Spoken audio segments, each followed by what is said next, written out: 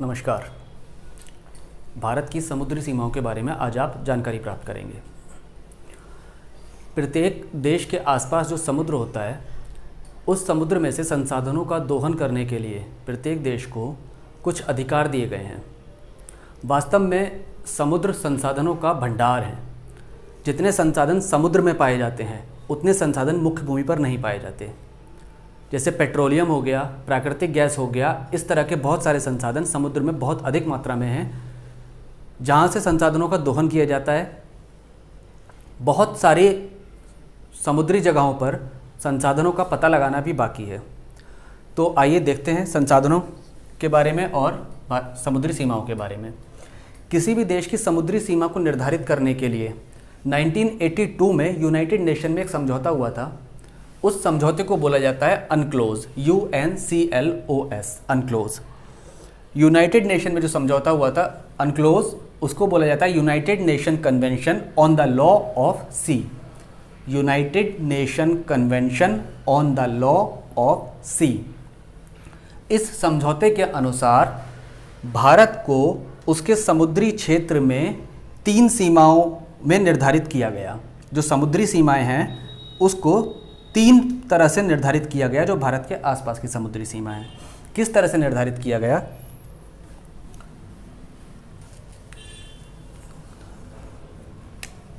भारत की आधार रेखा से।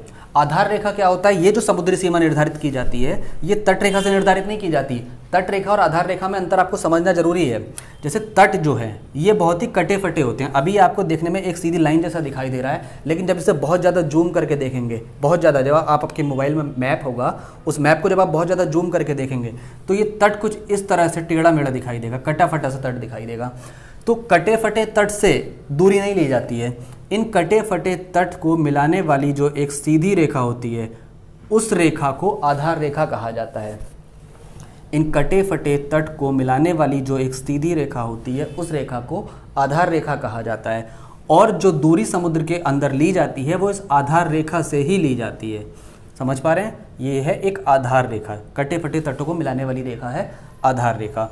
तो आधार रेखा से 12 नॉटिकल माइल तक की जो डिस्टेंस होती है, आधार रेखा से 12 नॉटिकल माइल तक की जो डिस्टेंस होती है, उसे बोला जाता है टेरिटोरियल सी या प्रादेशिक समुद्री सीमा। टेरिटोरियल सी या प्रादेशिक समुद्री सीमा। आधार रेखा से 24 नॉटिकल माइल तक की जो समुद्री सीमा होती है, उसे बोला जाता है कॉन्टिगुअस जोन या फिर अविच्छिन्न मंडल या संलग्न क्षेत्र। हिंदी में अविच्छिन्न मंडल या संलग्न क्षेत्र और इंग्लिश में कॉन्टिगुअस जोन। इसी तरह से आधार रेखा से 200 नॉटिकल माइल तक की जो दूरी होती है, उसे बोला जाता है एक्सक्लूसिव इकोनॉमिक जोन, जिसे EEZ भी बोलते हैं। हिंदी में बोला जाता है अनन्य आर्थिक क्षेत्र। अनन्य आर्थिक क्षेत्र। क्या खास बातें हैं, क्या विशेषताएं हैं इन 12 नॉटिकल माइल की दूरी में, 24 नॉटिकल माइल की दूरी में और 200 नॉटिकल माइल की दूरी में? सबसे पहले आपको यह जानना जरूरी है कि 1 नॉटिकल माइल में 1.8 मील होते हैं। 1 नॉटिकल माइल में 1.8 मील होते हैं। नॉटिकल माइल को समुद्री मील भी बोला जाता है। एक समुद्री मील में 1.8 मील होते हैं। अब जो 12 नॉटिकल माइल तक की सीमा है, 12 नॉटिकल माइल तक की सीमा में भारत देश को संपूर्ण अधिकार प्राप्त है। संपूर्ण अधिकार मतलब जितना अधिकार भारत को अपनी मुख्य भूमि पर प्राप्त है, किसी भी राज्य में मुख्य भूमि पर जितना अधिकार भारत को प्राप्त है, उतना ही अधिकार भारत को इसके 12 नॉटिकल माइल तक की दूरी में प्राप्त है। इधर बंगाल की खाड़ी है, भारत के पूर्व में बंगाल की खाड़ी है, पश्चिम में अरब सागर है। तो अरब सागर में और बंगाल की खाड़ी में पूरा 12 नॉटिकल माइल तक के संपूर्ण अधिकार भारत को प्राप्त हैं। उसके बाद 24 नॉटिकल माइल तक की दूरी में, जिसे कॉन्टिग्यूअस जोन या फिर अविच्छिन्न मंडल बोला जाता है, इसमें भारत को साफ सफाई का अधिकार प्राप्त है। भारत अपनी समुद्री सीमा की साफ सफाई कर सकता है 24 नॉटिकल माइल तक। सीमा शुल्क वसूली का अधिकार है। सीमा शुल्क वसूली का अधिकार और वित्तीय अधिकार प्राप्त है। सीमा शुल्क वसूली का मतलब क्या है? जैसे कोई जहाज इधर से आता है, ये जहाज इधर से आ रहा है और चलते चलते चलते चलते यहां तक आ गया। उसके बाद अगर ये जहाज यहां इस 24 नॉटिकल माइल तक की दूरी में प्रवेश कर जाता है, तो भारत इससे सीमा शुल्क वसूल सकता है। लेकिन अगर ये 24 नॉटिकल माइल की दूरी में प्रवेश ना करके ये यहीं से वापस लौट जाता है, तो भारत इससे सीमा शुल्क नहीं वसूलेगा। तो सीमा शुल्क की वसूली का अधिकार क्या है? 24 नॉटिकल माइल तक की दूरी तक भारत को सीमा शुल्क की वसूली का अधिकार है। मतलब 24 नॉटिकल माइल की सीमा को अगर कोई जहाज क्रॉस करता है तो उसे सीमा शुल्क देना होगा, लेकिन अगर क्रॉस नहीं करता है, मान लीजिए यहाँ तक भी आकर लौट जाता है, तो वापस उसको कोई सीमा शुल्क नहीं देना होगा। ठीक, उसके बाद वित्तीय अधिकार सभी तरह के भारत को प्राप्त हैं 24 नॉटिकल माइल तक की दूरी तक।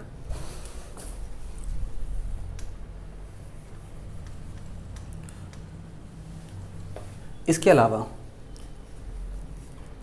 अब बात कर लेते हैं 200 नॉटिकल माइल की दूरी तक।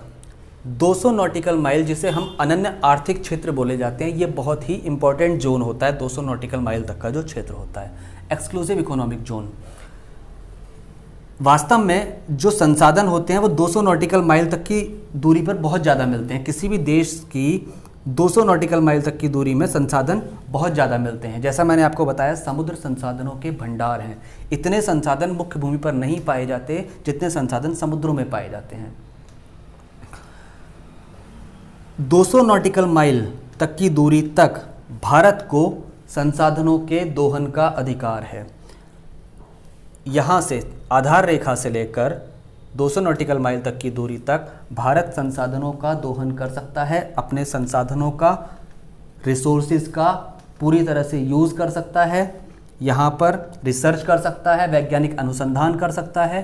ये लिखा है वैज्ञानिक अनुसंधान का अधिकार है। नए द्वीपों के निर्माण का अधिकार है। नए द्वीपों का निर्माण का अधिकार का मतलब क्या है कि जिस तरह से मुख्य भूमि पर आबादी बढ़ती जा रही है और वैज्ञानिक अनुसंधान इतनी तेजी से प्रगति कर रहे हैं, तो हो सकता है कि आने वाले समय में समुद्र में द्वीपों का निर्माण किया जाए, कृत्रिम द्वीपों का निर्माण।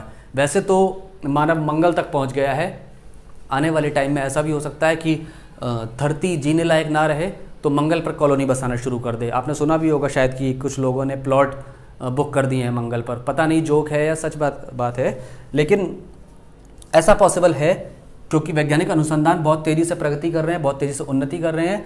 तो 200 नॉटिकल माइल की दूरी तक संसाधनों के दोहन का अधिकार है, नए द्वीपों के निर्माण का अधिकार है और वैज्ञानिक अनुसंधान का अधिकार है।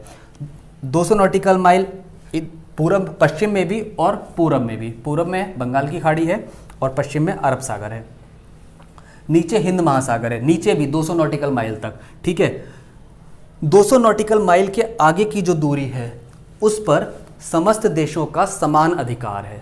कोई भी एक देश उसमें जाकर अपना एकाधिकार प्राप्त नहीं कर सकता। समस्त देशों का समान अधिकार प्राप्त है, जो अनक्लोज समझौते के अनुसार होगा। अनक्लोज समझौते के अनुसार जो 1982 में हुआ था, उसके अनुसार समस्त देशों का समान अधिकार है। तो भारत की जो समुद्री सीमा है उसको 3 भागों में विभाजित किया गया है। कौन कौन सी हो गई? टेरिटोरियल सी, प्रादेशिक समुद्री सीमा, कॉन्टिग्यूअस जोन, अविच्छिन्न मंडल और एक्सक्लूसिव इकोनॉमिक जोन, EEZ या अनन्य आर्थिक क्षेत्र। अब कल आपने पढ़ा था खाड़ी और चैनल के बारे में। खाड़ी और चैनल क्या होते हैं? कल मैंने आपको थोड़ा सा समझाया था, आज मैं थोड़ा सा डिटेल में आपको समझा देता हूं कि खाड़ी और चैनल क्या होते हैं।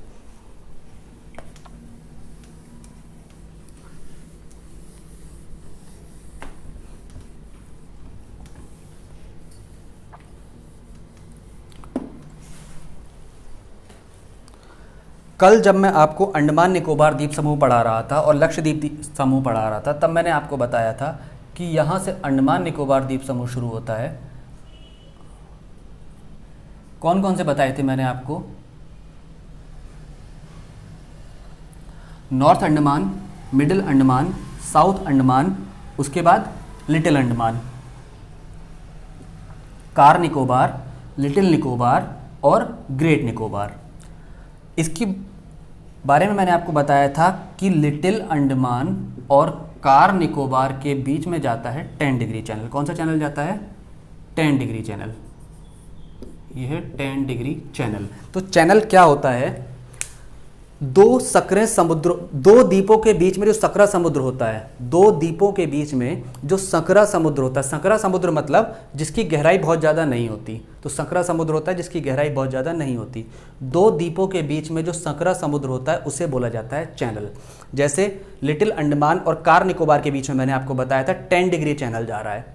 इसी तरह जब लक्षद्वीप समूह के बारे में आप पढ़ रहे थे यहाँ पर, तो आपने देखा था कि 8 डिग्री चैनल मालदीव से मिनिकोय को अलग कर रहा था। 8 डिग्री चैनल मालदीव से मिनिकोय को अलग कर रहा था और 9 डिग्री चैनल मिनिकोय से लक्षद्वीप को अलग कर रहा था। लक्षद्वीप की कैपिटल कावरत्ती, कावरत्ती को मिनिकोय से अलग कर रहा था कौन सा, 8 डिग्री चैनल, और 9 डिग्री चैनल, और मिनिकोय को मालदीव से अलग कर रहा था 8 डिग्री चैनल। अब आपको कैसे याद रहेगा कि 8 डिग्री चैनल कहाँ आएगा और 9 डिग्री चैनल कहाँ आएगा?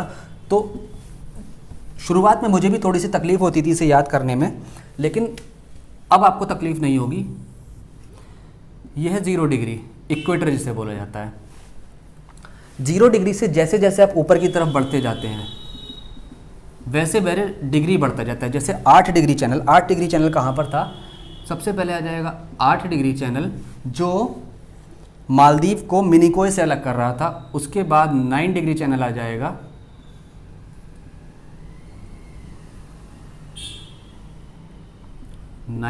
उसके बाद 10 डिग्री चैनल आ जाएगा। 8 डिग्री चैनल मालदीव को मिनिकोय से अलग करता है। 9 डिग्री चैनल मिनिकोय को लक्षद्वीप की राजधानी कावरत्ती से अलग करता है और 10 डिग्री चैनल लिटिल अंडमान को कार निकोबार से अलग करता है। तो चैनल आप समझ गए होंगे कि चैनल क्या होते हैं। दो द्वीपों के बीच में जो सकना समुद्र होता है उसे चैनल कहा जाता है। चैनल के बाद खाड़ी पर थोड़ी सी चर्चा कर लेते हैं कि खाड़ी क्या होती है। खाड़ी में अक्सर स्टूडेंट्स को डाउट रहता है कि खाड़ी, ये भी खाड़ी है, ये भी खाड़ी है और ये भी खाड़ी है, लेकिन इंग्लिश में इसे बे ऑफ बंगाल बोला जाता है, इसे गल्फ ऑफ खंबात बोला जाता है, इसे गल्फ ऑफ कच्छ बोला जाता है। ये वाली जो खाड़ी है ये खंबात की खाड़ी है। किसकी खाड़ी है? खंबात की खाड़ी। और ये वाली जो खाड़ी है इसे कच्छ की खाड़ी बोला जाता है। रन ऑफ कच्छ भी बोला जाता है, गल्फ ऑफ कच्छ भी बोला जाता है। गुजरात में ही दोनों खाड़ियां आती हैं। ये कच्छ यहाँ पर एक गुजरात का डिस्ट्रिक्ट है, इसलिए इसके नाम पर इसका नाम है कच्छ। और खंबात यहाँ पर गुजरात का एक कस्बा है, इसके नाम पर यहाँ पर इसका नाम पड़ गया है गल्फ ऑफ खंबात। इसके बाद ये है बंगाल की खाड़ी। ये पूरा बंगाल की खाड़ी का इलाका है, पूरा बंगाल की खाड़ी का इलाका। खाड़ी क्या होता है? खाड़ी मैंने कल आपको बताया था, 3 ओर से स्थल सीमा से घिरा हुआ समुद्र।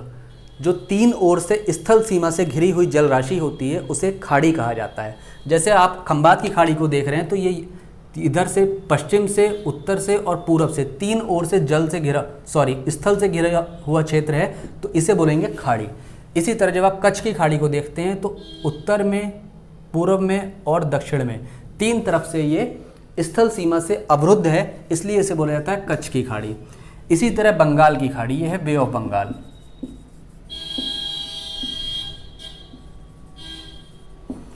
बंगाल की खाड़ी इधर पश्चिम में भारत से, उत्तर में भी भारत से घिरा हुआ है और पूर्व में दक्षिण पूर्वी देशों से घिरा हुआ है। दक्षिण पूर्वी देश कौन कौन से आ जाते हैं? यहाँ म्यांमार आ जाता है, म्यांमार के इधर नीचे की तरफ वियतनाम, लाओस, कंबोडिया, दक्षिण पूर्वी एशियाई देश आ जाते हैं।